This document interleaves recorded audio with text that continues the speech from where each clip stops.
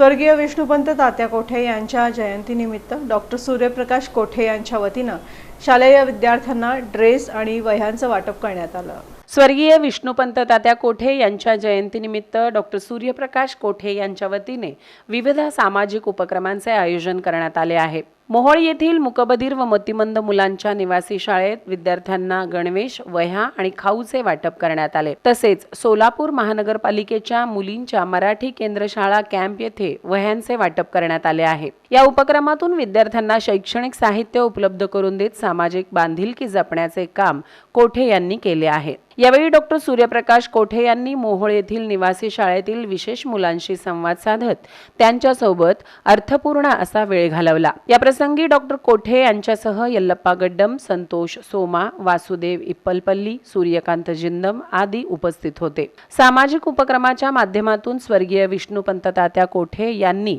सोलापूर शहरात गरजवंतांना आणि गोरगरिबांना जी मदत केली तीच भावना मनात ठेवून जयंतीनिमित्त समाजातील गरजू विद्यार्थ्यांना मदतीचा हात देण्याचा प्रयत्न कोठे यांनी या उपक्रमातून केला आहे।